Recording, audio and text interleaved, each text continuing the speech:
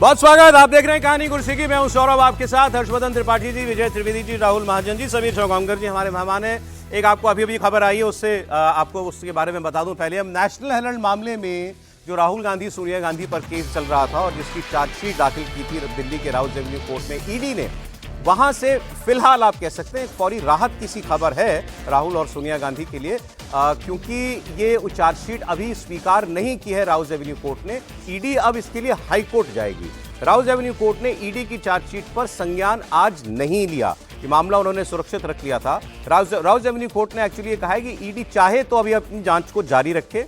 राहुल गांधी और सोनिया गांधी समेत 7 आरोपियों पर 2000 करोड़ रुपए की संपत्ति गलत तरीके से हड़पने का आरोप है। वो आप सारा मामला वो जानते हैं। बीजेपी के सांसद हैं, आजकल बागी हैं, सुब्रमण्यम स्वामी, उन्होंने ये केस दर्ज किया था कि नेशनल हेराल्ड की लगभग 2000 करोड़ रुपए की देश भर में जो संपत्तियां हैं उनको कैसे एक नई कंपनी यंग इंडिया बना करके, जिसके राहुल गांधी और सोनिया गांधी डायरेक्टर हैं, उनकी टोटल जो है उसमें हिस्सेदारी 74% की है, 50 लाख रुपया देकर के 2000 करोड़ रुपए की संपत्ति उन्होंने अपने नाम करवा ली। ऐसा आरोप बीजेपी के सांसद ने लगाया। कोर्ट ने उनके आरोप पर, उन शिकायत पर यह केस चलाया। फिर इसमें ईडी की एंट्री हुई। फिर अभी आपको मालूम है कि इसमें दिल्ली पुलिस की आर्थिक अपराध शाखा ने भी एक अलग केस दर्ज किया है इसको लेकर के। तो अब राउज एवेन्यू कोर्ट ने क्यों नहीं ये आज संज्ञान लिया, ये जानना इंपॉर्टेंट है। ये राहत तो हो सकती है, लेकिन ऐसा नहीं है कि ये किसी भी किस्म से केस में कोई कमी पाई गई इसलिए किया गया, क्योंकि मैं भी इसको पढ़ रहा था। Rouse Avenue Court has ruled that Rahul Gandhi, Sonia Gandhi and other accused in the National Herald case are not अच्छा ये दूसरा, सॉरी ये वाला। Rouse Avenue Court declines to take cognizance of the charge sheet filed by ED against Congress leaders Sonia Gandhi, Rahul Gandhi and others in this way because ये FIR के base पे नहीं हुई, निजी शिकायत के आधार पर ये क्यों मामला चल रहा है, कि क्यों ये भी है, तो आखिर क्यों।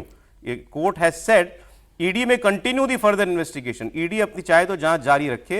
However the court said cognizance can not be taken at this stage. इस स्टेज पर कॉग्निजेंस नहीं लिया जा सकता as the ED's case is based on a private complaint filed by Subramanian Swamy and the magistrate summoning orders and not an FIR। कहता है कि आप जब तक कोई पुलिस FIR दर्ज नहीं करती, CBI FIR नहीं दर्ज करती, तब तक आप कोई केस नहीं उठा सकते। सर 10 साल से केस चल रहा है, आज ये बात हो रही है। ये बात है। कारण ये रहा सर, अभी कोर्ट ने ये भी कहा कि अभी दिल्ली पुलिस ने केस दर्ज किया ना, तो अभी वो जांच करेगी।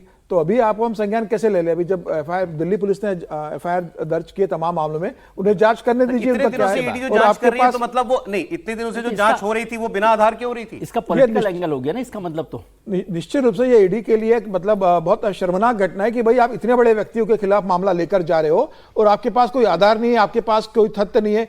क्या ईडी के वकील ईडी को ये सलाह नहीं देते कि आप मामला लेकर जाओगे? इस केस को कहां ले गए थे पहले, अगर किसी के पास जानकारी है तो? कोर्ट में गए थे सीधे, पहले हाईकोर्ट गए थे। पहले हाईकोर्ट गए थे सुब्रमण्यम स्वामी। तो वहां से केस की जांच शुरू हुई, वहां से और मेरे ख्याल से ये मामला जो है ये फिर बाद में गया ये ईडी के पास। ये यूपीए काल से चल रहा है या नरेंद्र मोदी के आने के बाद हुआ? यूपीए काल से 2016 में हुआ। 2014 में शिकायत दर्ज की। 2013 में सुब्रमण्यम आए थे, लेकिन केस शुरू हुआ कब ले गए? 2013 में ले गए। 13 में ले गए। आप सब 12 साल हो गए आज। हाईकोर्ट से जाकर के जांच की अनुमति हाईकोर्ट ने दी ना, उसके बाद फिर मामला हुआ ये। भाई ऑब्वियसली चार्जशीट वगैरह जो जांच के बाद जो पेश होती है वो तो निचली अदालत में ही होती है, हाईकोर्ट में नहीं होती सीधे। लेकिन 12 साल जांच के बाद आज कोर्ट कह रहा है कि ये निजी शिकायत के आधार पर है, इसीलिए हम इसका संज्ञान नहीं ले सकते। ये बात मतलब, मैं इतना कानून का जानकार नहीं हूं, लेकिन विचित्र बात है। ये बात है, कोई और मैं आपको बताता हूं, कोई और एजेंसी कर सकती थी ना जांच। ईडी जो है उसका स्पेसिफिक है। ईडी या तो CBI की कोई मतलब FIR हो या पुलिस की। हाईकोर्ट ऑर्डर दी इंक्वायरी, वो तो बात मान ही रहे। वो कह रहे इतना टाइम इस बात में क्यों लगा इसको? तो ये कैसे हुआ? इस पर शायद कांग्रेस का रिएक्शन आया इस पर। 2012 में सुब्रमण्यम स्वामी ने राहुल गांधी और सोनिया गांधी के खिलाफ ये case cheating, breach of trust और मिस अप्रोप्रिएशन का किया था। 14 के बाद से इसमें जांच तेज हो गई। 14 के बाद से फिर ईडी भी आ गई और इसमें 751 2016 में ईडी आई, इतने का मसला था। फिर अभी तो ये प्राइवेट कंप्लेंट जो है 2008 कांग्रेस पार्टी का रिएक्शन है, दिखा दीजिए इस पर। 2008 में फाइल की गई। वही करो 2008। This is not the relief of madam Sonia Gandhi और Rahul Gandhi. This is court has been exposed the illegal malafide political targeting of Narendra Modi government through this judgment. The Day one onward, they are targeting the opposition, especially Sonia ji and Rahul ji, without any legal background, without anything wrong done. अब वो कह रहे हैं ये तो सत्यमेव जयते, ये तो जगह ये तो पॉलिटिकल वेंडेटा था, हम शुरुआत से कह रहे थे उसकी हार है। ये ईडी या सरकार को झटका है या वो कानूनी प्रक्रिया का हिस्सा है त्रिपाठी जी? देखिए, मुझे लगता है अभी जो हम देख पा रहे हैं वो कांग्रेस भी इसके पक्ष में कहेगी, लेकिन अभी तक जो मामला है वो बहुत साफ साफ है कि national Herald associated journal limited सीधे सीधे 700-750 करोड़ की संपत्ति का मसला है, पैसा कम दिखाकर उसको ज्यादा करने का मसला है, शेयर बहुत सस्ते में खरीद लेने का मसला है। और चूंकि इस मामले में एक जो सबसे बड़ी चीज हुई थी कि सब ये लोग डाल देते हैं कि भाई खजांची कौन था, तो मोतीलाल वोरा है नहीं।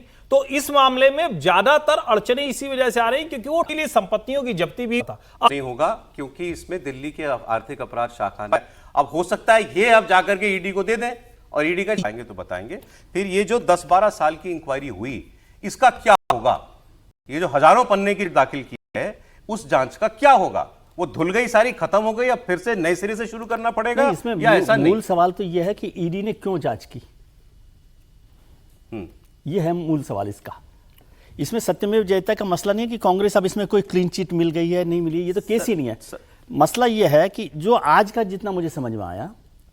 हाँ जी, आप बोल लीजिए। नहीं, आप बोलिए। नहीं, मेरे मन में एक सवाल था, आप बोल लीजिए। मैं कह रहा हूं कि मेरे को जो समझ में आया वो ये समझ में आया कि भाई ईडी का संज्ञान उन्होंने नहीं लिया कोर्ट ने, इसका मतलब ईडी के पास ये अधिकार नहीं था कि वो इस मामले की जांच करे।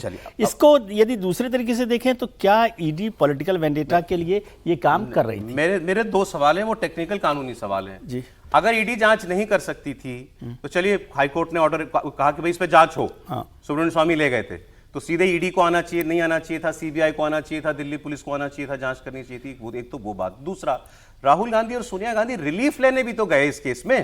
ईडी की जांच पर रिलीफ लेने के लिए वो ऊपरी अदालत में गए, तभी तो नहीं बेल पे बोलते हैं ना, बेल पे हैं, तो बेल अदालत ने दी, तो बेल अदालत ने तो उस शिकायत पर बेल दे रखी है उन्होंने, ईडी के मामले में बेल नहीं दे रखी है। वो तो उन्होंने शिकायत किया, उसमें अरेस्ट वारंट हो गया। तो शिकायत किसी एजेंसी की होगी ना, बेल तो किसी एजेंसी के पास शिकायत पहुंची उस पर ही मिलती है।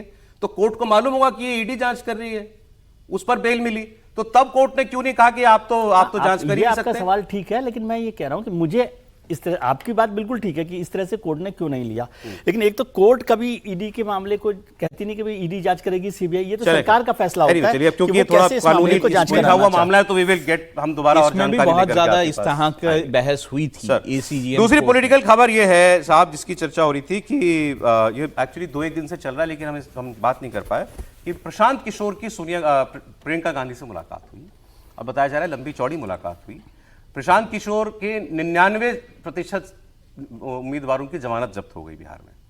पहले जब ये मिले थे कुछ साल पहले, कांग्रेस पार्टी को उन्होंने लंबा चौड़ा प्रेजेंटेशन दिया था और ये चाहते थे कि मैं ही कांग्रेस चला लूँ, अब मेरे पास एक मैकेनिज्म है, मैंने जो डिजाइन किया है वो आपको मैं देता हूँ। और उस वक्त कांग्रेस ने क्या किया कि एक उन्होंने कमेटी बना दी और इनका नाम भी, इनको भी कहा कि आप भी इस कमेटी में आ जाइए, और ये कमेटी जो है वो सुधार करेगी तंत्र का कांग्रेस पार्टी का। इन्होंने कहा ऐसे नहीं, फिर मैं काम करूंगा तो फिर उन्होंने अपनी बात कही थी। एग्जिट जो हुआ था वो बड़ा ऐसा नहीं था, बहुत प्यार मोहब्बत वाला नहीं था, बहुत खिन्न होकर के अलग हुए थे।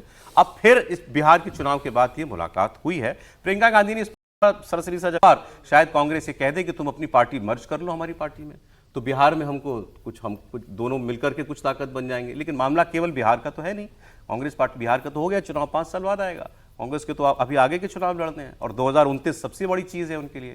क्या प्रशांत किशोर को एक बार फिर उम्मीद भरी निगाहों से कांग्रेस इसमें देख रही है, और क्या कोई मौका इसमें तलाश रहे हैं प्रशांत किशोर एक बार फिर पॉलिटिकली रेलेवेंट बनने का? क्योंकि उनके लिए भी बिहार की 3 साल की मेहनत तो अभी उसका सिला तो उनको मिला नहीं। क्या लगता है त्रिपाठी जी आपको? देखिए, प्रियंका गांधी जी अगर राष्ट्रीय अध्यक्ष बन जाए और केसी वेणुगोपाल वाली भूमिका में प्रशांत किशोर आ जाएं, तो प्रशांत किशोर पार्टी मर्ज कर लेंगे, और यही उनका प्रस्ताव है। उनका बड़ा स्पष्ट कहना है कि मैं जिस तरह की चुनावी रणनीति बनाता हूं उसमें मुझे फ्री हैंड देना पड़ेगा, जो उन्होंने पिछली बार भी कहा था। मतलब 3 मुलाकातों में वो अलग अलग कह चुके हैं। 2 बार वो कांग्रेस के साथ दबे छिपे या कहें कि छिटपुट वो काम भी कर चुके हैं। प्रियंका गांधी से उनके संबंध बड़े अच्छे बताए जाते हैं, मतलब कहा ही जाता है कि प्रियंका जी से वो बात कर लेते हैं। राहुल से बात नहीं कर पाते हैं, जो असली मुश्किल है कि राहुल गांधी के साथ थोड़ी देर की भी बातचीत बड़ी मुश्किल होती है। अब क्या कांग्रेस पार्टी सत्ता परिवर्तन अपने यहां तैयार है क्या? अगर सत्ता परिवर्तन के लिए तैयार है तो प्रशांत किशोर इन हो सकते हैं, क्योंकि भले वो लाख कह रहे हैं लेकिन उनको भी पता है कि भैया वो कहावत होती है किला चला चना भाड़ नहीं फोड़ सकता, तो वो अब उनकी स्थिति हो गई है। और बिहार में 5 साल तक अभी सरकार है, देश में भी कोई ऐसी स्थिति नहीं कि वो अलग से जाए। बिहार से बाहर प्रशांत किशोर का कोई अस्तित्व नहीं है। रणनीतिक तौर पर कांग्रेस और कांग्रेस के लिए वो बहुत मुफीद है, कोई यूं ही लेकिन प्रियंका अध्यक्ष बने तो ये कोई यूं ही शिष्टाचार वाली मुलाकात नहीं थी, एक ऑफिशियल मुलाकात थी आप कह रहे हैं, और इसमें प्रपोजल है। ये आपने बताया कि मैं अपनी पार्टी आप में मर्ज कर दूंगा, लेकिन फिर मुझे संगठन चाहिए। बिल्कुल, ये उनकी शर्त है। प्रभारी संगठन महासचिव की भूमिका वो चाहते हैं। समीर जी देखिए, अगर प्रशांत किशोर के राजनीतिक जीवन देखो तो प्रधानमंत्री मोदी के साथ उन्होंने अपना जीवन शुरू किया। राजनीति बड़ी चर्चा में आए 2014 के बाद। उनको लगा कि प्रधानमंत्री मोदी जी बन गए तो भारतीय जनता पार्टी मेरा दखल बढ़ेगा, और उनको लगा कि मोदी जी के बाद नंबर 2 की हैसियत पार्टी में मेरी होगी।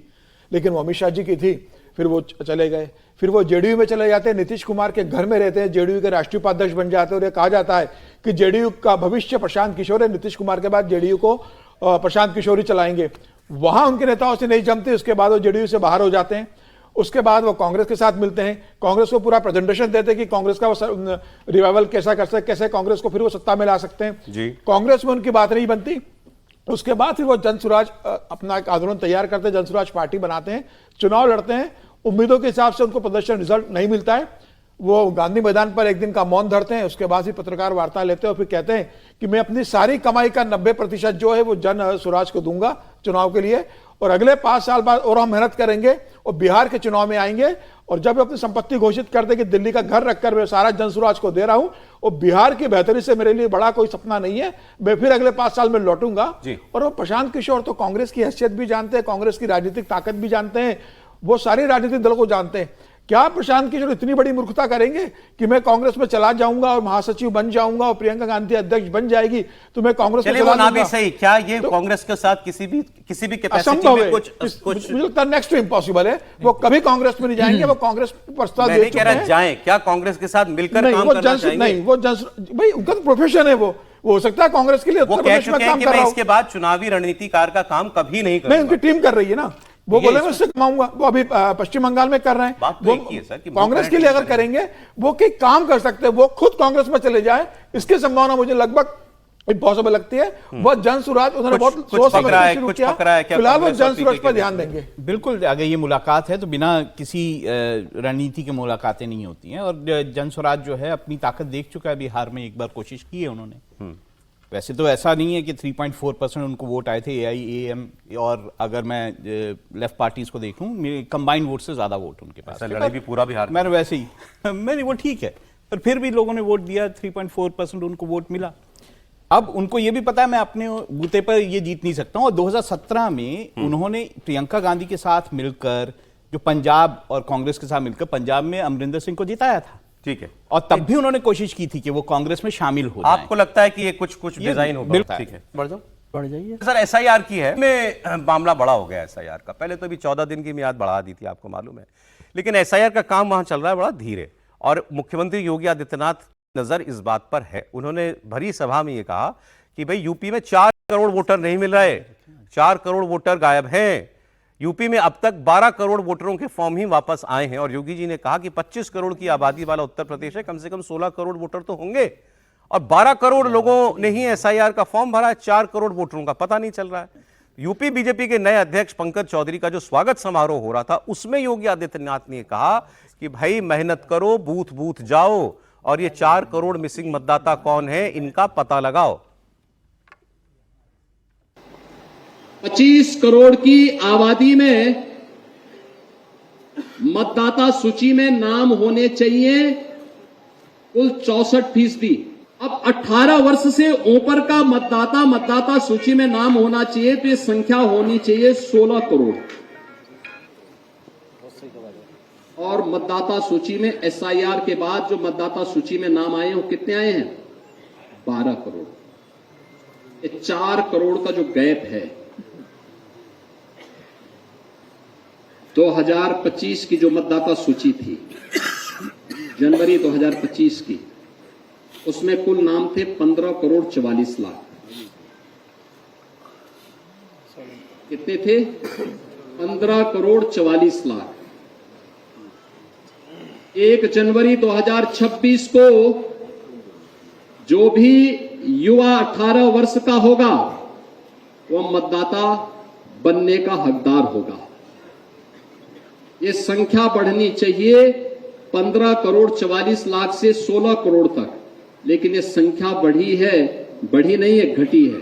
15 करोड़ 44 लाख से घट करके ये हो गई है 15 करोड़ से घटकर हो गई 12 लाख, 15 करोड़ 15.5 करोड़ से 12 करोड़ हो गई, ये उनकी चिंता है। अब उन्होंने अब फिर ये कहा कि आपको घर घर जाना है, मेहनत कीजिए, वोटरों का वेरिफिकेशन करिए, आपको सब पता चल जाएगा कि कितने इसमें से अब डेड हैं, कितने ट्रांसफर शिफ्ट हो गए, सब कुछ आपको पता चल जाएगा, लेकिन जेन्युइन मतदाता नहीं समझना चाहिए। लेकिन उन्होंने सबसे इंपॉर्टेंट बात उसके बाद कही, उन्होंने कहा मेहनत करो, घर मत बैठो, क्योंकि ये जो 4 करोड़ नहीं मिल रहे ना वोटर, इसमें से 85 से 90% हमारे ही लोग हैं, बीजेपी के वोटर हैं। असल चिंता ये है। तो अब चलिए इसी पर हम बात कर लेते हैं। अखिलेश जी ने इस पर काफ़ी ट्वीट करके लिखा भी कि भाई ये तो हमारे पीडीए प्रहरियों की कामयाबी है कि उन्होंने ये बीजेपी के फर्जी वोटरों को के नाम नहीं जुड़ने दिए, और ये काम जो है अच्छा हुआ है हमारे लोगों की तरफ से। अलग अलग तर्क आ रहे हैं इसमें, जैसे दयाशंकर सिंह जो मंत्री हैं, उन्होंने कहा कि भाई बहुत से लोगों के गाँव में, शहर में दोनों जगह वोट बने होते हैं, इस बार हमको ऐसा लग रहा है कि शहरी वोट जो है, शहर का जो वोटर था उसने गांव का वोट रख लिया और शहर वाला वोट नहीं बन पाया।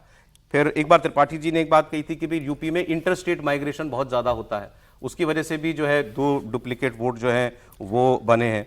इस पर एक लेकिन इसके डिफेंस में एक सांसद ने, बीजेपी के गाजियाबाद के सांसद ने, उन्होंने कहा कि चलो कम से कम लोगों का एसआईआर पे भरोसा तो होगा, अगर हमारा ही वोट कट रहा है तो इसका मतलब एसआईआर तो ठीक तरीके से हो रहा है, ये तो मानना पड़ेगा ना। लेकिन बीजेपी की चिंता बड़ी है सर इसमें।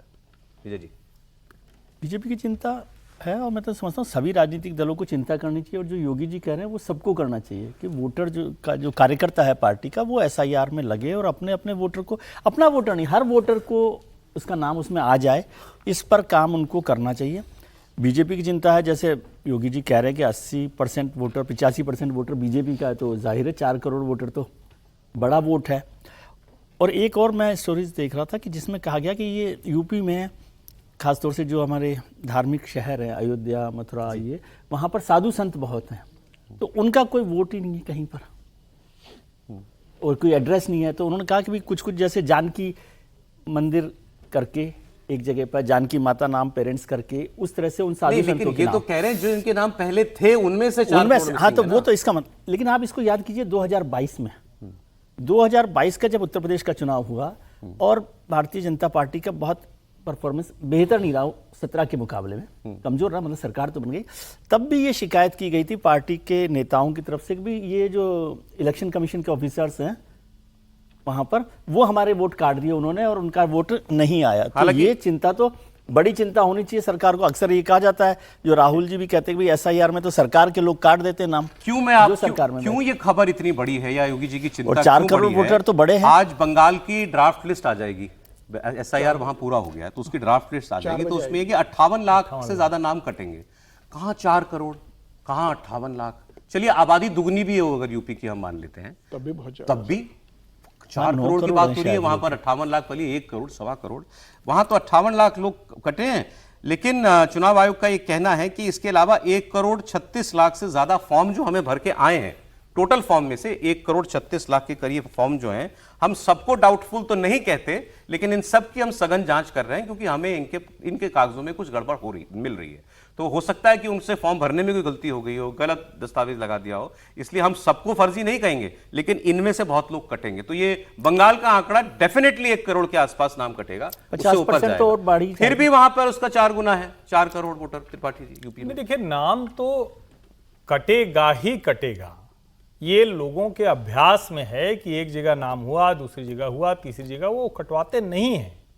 और ये जो गांव वाला, ये तो हमने भी घर बात की तो हर किसी को लग रहा है, अब तो उसकी स्टोरीज भी आ रही हैं कि भाई गांव में इसलिए लोग चाहते हैं कि राशन वाशन मिल रहा है, दूसरी योजनाएं मिल रही, शहर में तो कोई योजना किसी को मिलती नहीं है, तो इसलिए गांव में ज्यादा लोग जा रहे हैं। कल एक मित्र से बात हो रही तो उन्होंने कहा कि अच्छा बताइए, शहरी मतदाता इतने घट रहे हैं तो क्या भाजपा के कट जाएंगे? तो हमने कहा क्या पिछले कुछ समय में दूसरे लोगों का माइग्रेशन नहीं हुआ है गाँव से? उनका भी हुआ है, पहले हो सकता है वो भाजपा वाले वोटर रहे हैं। मुझे लगता है कि ये जब कोई कहता है ना कि हमारा वोटर, भाई अगर आप जान रहे हैं, अगर योगी जी को पता है कि हमारा वोटर है, तब तो आसानी से जुड़वा सकते हैं, तब क्या दिक्कत है? हालांकि मैं इसको उस सेंस में नहीं देखता उनकी स्टेटमेंट को। नहीं, मुझे लगता है उनका कहने का मतलब ये होगा कि भाई सबके नाम जुड़वाओ, सारा वोट तुम्हारा है। लेकिन मैं वो इसीलिए है कह रहा हूं कि जब आप कहते हैं हमारा वोटर या कहते हैं कि हमारे लोगों ने ज्यादा करा दिया, तो भाई आप ये तो आसानी से करा सकते हैं। और मैं फिर कह रहा हूं एसआईआर के प्रोसेस में अभी भी बहुत कुछ छूटेगा, लेकिन पार्टियों को और लोगों को उसको दुरुस्त कराना वो उनका काम है। आप हैरान होंगे या नहीं होंगे कि अगर वाकई 16 करोड़ का वोटर 12 करोड़ का हो जाता है? नहीं, मैं हैरान नहीं होऊंगा। नहीं होंगे? मैं हैरान नहीं होऊंगा। मैं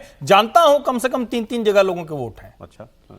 मुझे लगता है सर इतना अगर 16 करोड़ की बात हो रही है और 12 करोड़ वोटर निकल रहे हैं और योगी जी चिंता कर रहे हैं कि भाई 4 करोड़ वोटर कम हो रहे हैं और उनका ये कहना है कि भाई ये भारतीय जनता पार्टी के, इसमें से ज्यादातर वोटर भारतीय जनता पार्टी के हैं, तो मुझे लग रहा है कि भारतीय जनता पार्टी को राष्ट्रीय सेवक संघ की मदद लेना चाहिए इस मामले को लेकर। क्योंकि संघ का जमीन स्तर पर जो नेटवर्क है उसमें संघ बड़ी भूमिका निभा सकता है कि भाई वहां पर जो फॉर्म छूट गए नहीं भरे क्या है। चुनाव आयोग भी अगर मदद लेता तो ज्यादा बेहतर होता, लेकिन कम से कम भारतीय जनता पार्टी को संघ की मदद लेना चाहिए। क्योंकि संघ का जो नेटवर्क है जमीनी स्तर पर, चाहे बंगाल हो चाहे उत्तर प्रदेश हो, इतना बड़ा वोटर कटा है तो चिंता की बात सबके लिए। और अगर योगी चिंता कर रहे हैं तो ये भाजपा के लिए बड़ी चिंता की बात बंगाल है। में मान ले 1 करोड़ और यूपी में 4 करोड़, ये कुछ डेटा ठीक लगता है? देखिए ये तो पॉपुलेशन के हिसाब से भी है ना। अगर हम 2017 के कुछ आंकड़े जो सामने आए थे वो देखें तो लगभग 14 करोड़ लोग जो हैं पूरे देश में माइग्रेट करते हैं। तो ऐसे में जिस स्टेट की पॉपुलेशन इतनी है 25 करोड़ है, उसमें माइग्रेशन भी ज्यादा है। तो ये ऐसा हो सकता है कि बहुत सारे लोग माइग्रेट वहां ठीक है सर।